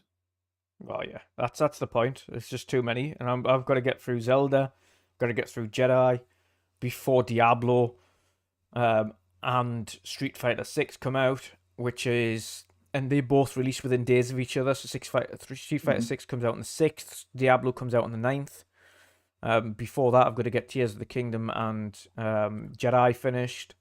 And they're both mammoth games. Of course, Jedi's like 40, 50 plus hours. Tears of the Kingdom's 40, 50 plus hours if you're not doing kind of a record breaking thing where you're trying to kind of do the game in 1 hour. Whatever the hell it was. I need to get around to Resident Evil 4 remake as well. Yes, same here. So I game share with somebody, and he loves Resi Evil, and Resi 4 is my favorite as well. But he recently bought that as well, and so I've got Resi 4 remake to play as well. Thankfully, that's not super long, but it is still another one I need to get around to at some point. But my key ones I need to finish, for me is, well, primarily is Jedi. Jedi's the key one I want to get done before Diablo and Street Fighter. Yeah, I'm personally probably going to wait and get Diablo another time because I've just got too many other games to catch up on. And I know if I get on Diablo with everyone, I'm never getting to those games. Do it. Do it. Do it. Do it. Yeah. My primary focus is Jedi, and I'm going to be streaming that again Friday and Saturday next week. Yes. Whoop. It's gonna be good. It's gonna be good. Yeah. So I'm gonna finish that. So it depends on what I'm streaming. I might be streaming a little bit more Jedi on the channel as well myself. I might be. I probably won't be streaming any more Zelda. I'll just try and play that. I think watching me playing Zelda would probably frustrate Zelda fanboys, but also, aside from that, you would just get bored of us just searching around random shrines and exploring and doing all the basic stuff. And not really following the story, which is exactly what's happening at the minute. I'm kind of just floating about the map and exploring random bits and not actually progressing myself too far. So I'm like 16 hours in and I haven't really got anywhere. But it is what it is. And I'm pretty much doing the same on Jedi. I just keep searching for those chests everywhere and trying to get to the new locations and secret places and finding all the cosmetics, and then kind of steadily progressing the story in between. So, yeah, I just need to get the ponchos, and then that game is game of the year for me. You'll get round to it. Hey, dear me. But last little news article to get through here. It's an unfortunate one. Actually, I want to touch on another thing as well before we end the show, but a small news article just to cover it here. We had the unfortunate news on PlayStation side that they've decided to shut down Deviation Games. So for those of you that didn't know who Deviation Games were, they were the developer behind Concrete Genie. So they're a smaller studio. PlayStation essentially came out and said in a financial report internally that after a financial review of the company, they have decided to close down Deviation. So as of the beginning of June, Deviation Games will be no more. Very unfortunate, of course. Deviation put out a bit of a nicer post and thanked everybody for their support over the years and playing their games, etc. But yeah, that's super unfortunate there. Deviation has been closed down by PlayStation. What do you make of that, Jen? Can't really say I know a whole lot about Deviation Games. I never played that Concrete Genie game. Yeah. It sucks though. It sucks with any game company that gets shut down. And it ain't the first time that it's happened with Sony. They've shut some of their studios that have made some real iconic games down. Yeah. And that's just unfortunate. Yeah, I think it sucks. What it does show is PlayStation's clear mandate, what they're focusing their own internal monies on AAA games, and kind of smaller projects. They're probably going to just farm out to third parties to either create or support third parties to bring exclusive titles to their platform, but they're certainly not going to fund them themselves. That seems to be what they're going through here. So any smaller studios are getting binned off entirely. Yeah, it sucks. Well, hopefully those developers that work for Deviation Games can either be filed into some of their studios that they're closer to, or hopefully find a job within the gaming industry pretty quick, because it sucks that people are going to lose their jobs. Yeah. Yeah. Now, Revenator, both Deviation and Sony have put out a no, Deviation have been closed. There have been additional layoffs from other studios within PlayStation, but Deviation's closed. They've had multitude of layoffs throughout. Like Bungie's had layoffs, I think. Another one of their studios as well internally has had layoffs, but Deviation's closing. Yeah, at the beginning of June. Yeah, it's unfortunate. A lot of big publishers, and there's been downscaling, and this is a little different than just downscaling. It's like a whole studio closing down. Yeah, just bloody sucks. It's just like I say, it's Sony's mandate. We're no longer supporting internal costs of smaller studios. We only want the big guys that are making good money. So it's unfortunate. It is what it is. It happens, unfortunately, but it's again at the end of the day, it's up to Sony what they choose to fund. Yeah, I mean they only had a tweet out 10th of June 2021, not last year, and roll around to now, and they're shutting down. Yeah, was it DV? Am I thinking of a different? I might be thinking of a different one. Deviation Games. No, it might be a different one that I'm thinking of.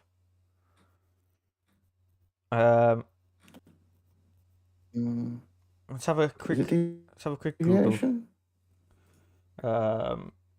quick Google whilst I'm here. Concrete.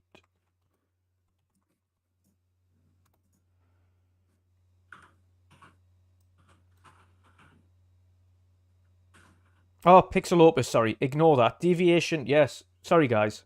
Deviation Games is, it's 90 layoffs at Deviation. It's Pixel Opus that have been closed down. Oh, that's bad. It. My bad.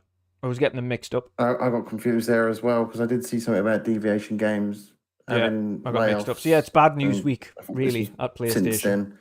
Yeah. So we've had layoffs at Bungie. Big layoffs, 90 developers at Deviation, and Pixel Opus has been closed down. So yes, not great. Not great at all. But yeah, I wouldn't put it past them shutting down Deviation in the future. Cutting 90 developers isn't going to benefit them in the slightest, is it? So we shall see. We shall see. They're a pretty small team as well, aren't they, Deviation? Yeah, they weren't big. It's not looking good. Yeah. Deviation. I'm trying to remember what game came out of theirs. I'm pretty sure one of the leads of that studio worked on Halo back when Bungie was making Halo. Yeah, I think it did. Yeah, I think you're right. I think it's Marcus Leto or something like that. Yeah, and Revenator's even saying that Deviation hasn't even had a game out yet. But yeah. One of their new studios, one of their newer ones. Didn't they just acquire them not too long ago to make a multiplayer game? I'm sure that was the case. I think it was in 2021. Yeah. Well, nah, not good. Not good. To turn this into a slightly happier end to the show, though, it's almost showcase season. Almost showcase season. We're getting around to it. Next month is going to be a super busy month for us on this channel. So much like last year, we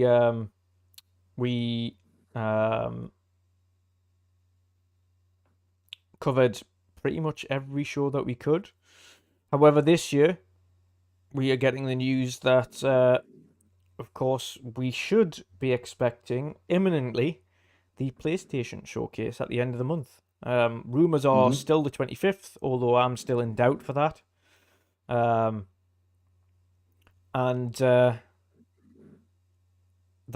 would start off the showcase period. So theoretically, you would have the PlayStation showcase, followed by the Tribeca Festival, and then you would have Summer Game Fest, and then you would have the Xbox showcase. Then you would have obviously back to back with a Starfield showcase. Then you would have the Ubisoft showcase, and finally, just after that, so far, you would have the Xbox Extended showcase. So we are covering. We are definitely going to cover the Sony showcase. If Jeff's Summer Game Fest is at a decent time on the Thursday, then I'll be covering that. And then we'll be covering the Xbox and Bethesda and Starfield showcase. We'll be covering the Ubisoft showcase, and we'll be covering the extended showcase. And if Nintendo happen to chime in with a showcase of their own, then we'll cover that as well. But we'll be covering all of them live on the channel. So if you want an easy way to find them and watch them all in 2K, streaming live on there and react with us. Of course, we'll have it in nice, big, easy to watch view. We'll try not to talk too much over the top of it as well. But of course, we'll be reacting live to it. We'll have the volume up decent amounts. We'll probably be demonetized on all of them with the volume being up. But that's fine, because it's more to just have our reactions for it as well and kind of watch it with you guys. So there's going to be plenty of content around there. But Jen, we kind of know what we're expecting from Xbox. We know they need to knock it out the park with reveals and things like that. But primarily, it's been over 600 days since PlayStation last had a showcase. So what would you want to see from Sony? Oh, that's a tough one. There's been a lot of supposed leaks and rumors recently about Metal Gear Solid. Yeah. And I grew up with a lot of those Metal Gear Solid games. Leaks, rumors suggest it could be a Metal Gear Solid 3 remake. Yeah. Which is one of the best Metal Gear Solid games. Hopefully, because it's not Kojima, hopefully that is not a letdown if it's true. I just don't understand why they're focusing on remaking that. It's such an iconic game. Yeah. I just feel like it's not going to meet that same vision that Kojima had. The Kojima games, the Metal Gear games, they tackle some topics that have like covered throughout all of time, and Kojima's it's a word I'm looking for. Encapsulated things that have happened before they've happened in the real world. Yeah. And he's done them pretty well. How do you retell those stories now and do them right? I don't know. It's a tough one. I would prefer them just to modernize the games in a remaster way and put all of the games on modern consoles. Probably going to be a PlayStation exclusive, maybe timed exclusive. So that's what I'm sort of mostly looking forward to, but also worried about. Yeah. And I just want to see that bloody Wolverine game as well from Insomniac. Yeah. For me personally, I want to see what Corey's working on. Yeah, exactly. Something I want to see as well, because we know they're working on something that isn't God of War. And I want to see what that is. Yeah. Space game, apparently. That's going to be interesting. Yep. I'm glad Corey's getting to make a game for himself that isn't God of War as well. Yeah, I mean, he came in and he did absolute wonders with God of War 2018. And well, I'm just excited to see what he does next. Essentially 2 Game of the Years, so you can't really... Yeah. I just want to see that Factions game as well from Naughty Dog. Show me that. And just show me some surprises. If they've got any more Marvel IPs that they've got some of their studios working on, show me some of them. Yeah. PlayStation like the pop culture icons, and I wouldn't be surprised if they've got maybe some Star Wars stuff, maybe some Marvel stuff. Who knows? They might even have some DC stuff.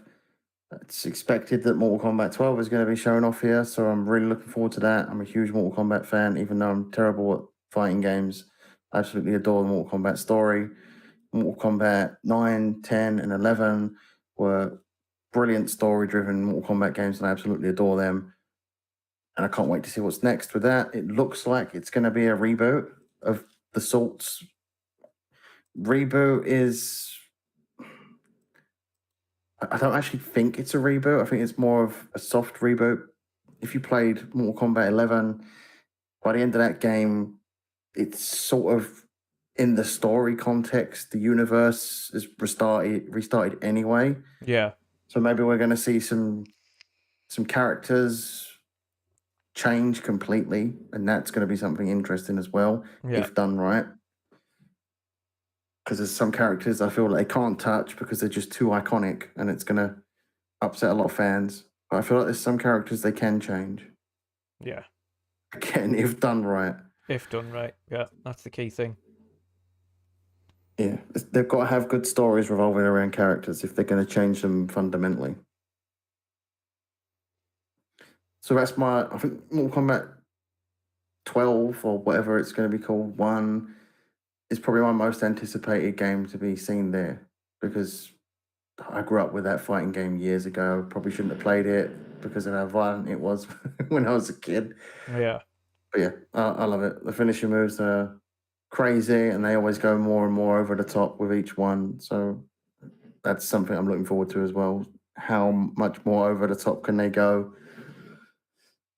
So yeah, I'm really looking forward to Mortal Kombat. Absolutely love Ed Boon. He's a character. He's done some teasing recently on Twitter, so he knows how to build the hype up around these Mortal Kombat games, and that's what I really want to see. Yep. He also came out though and said, "I never said it was Mortal Kombat." But the big guy at the top of Warner Brothers and who did they merge with? Discovery. Yeah, I think it was. He did come out and say Mortal Kombat 12 is coming this year, so it's definitely Mortal Kombat. What if he's got 2 games?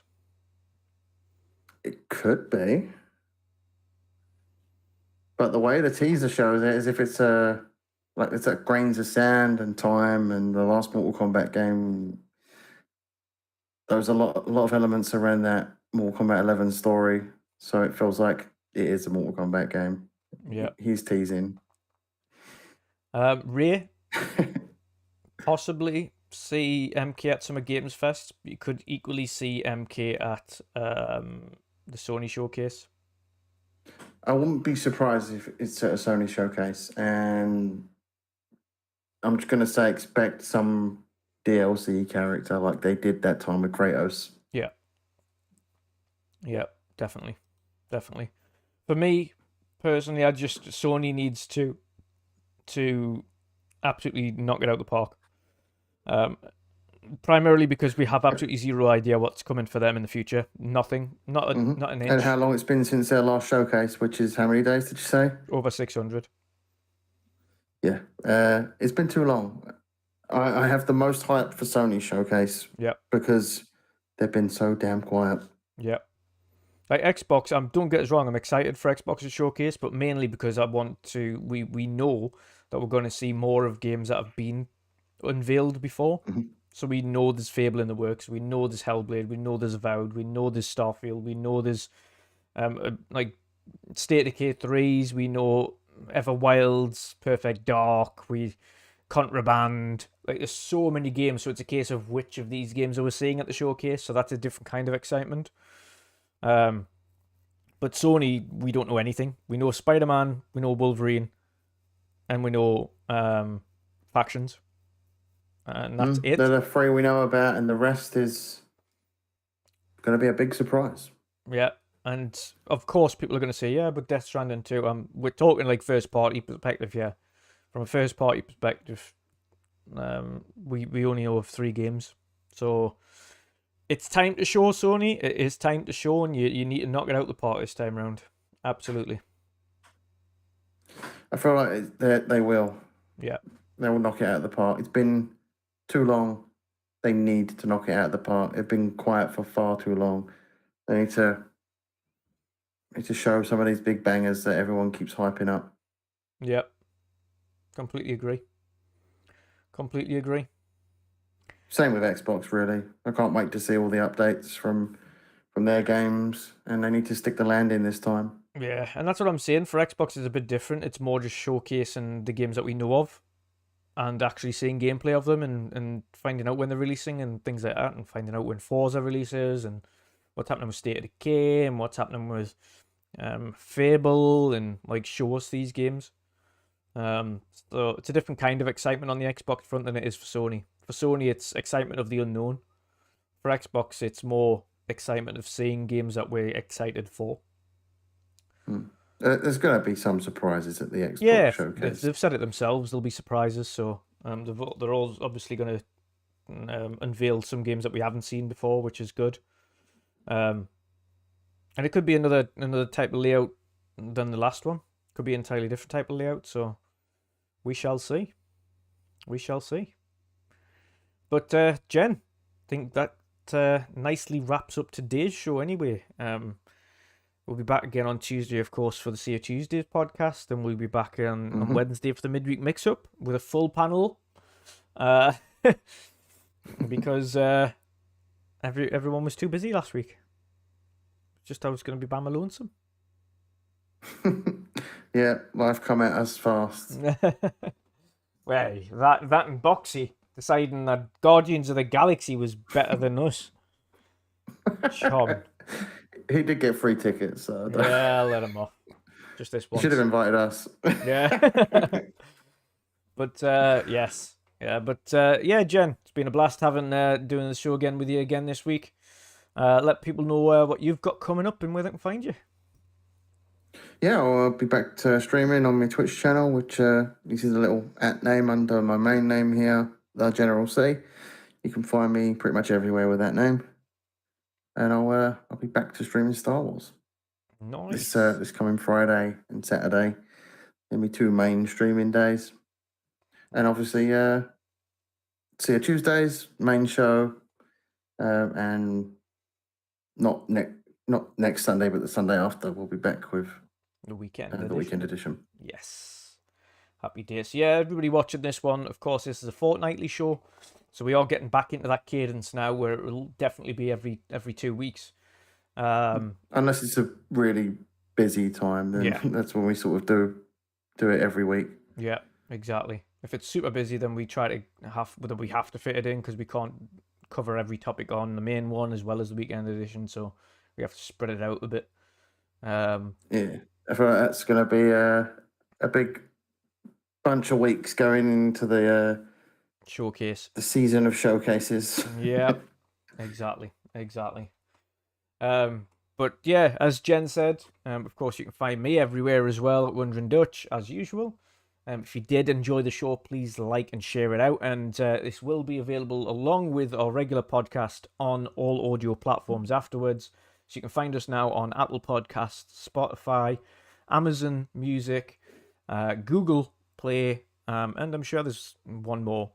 But yeah, you can find us pretty much on all the major audio platforms as well now. So follow us on there. Drop us a rating if you do follow us on those platforms.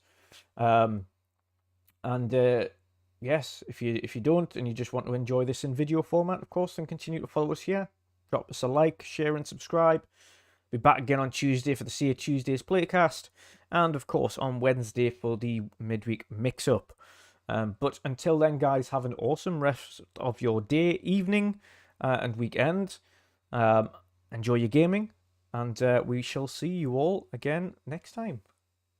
Have a good one. See you later, chat. Goodbye. Ice and flames call my name. I freeze, I burn, I blame. I love, I hate the same.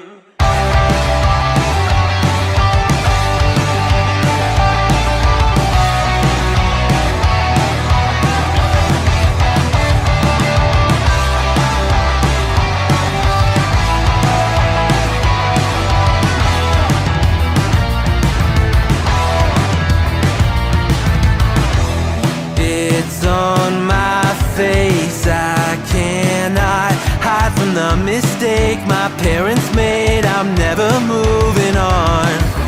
Not made from love, a remnant of a selfish motive. Was I needed? Do I need it to go wrong? Polarized, inherent pain pumping through my veins.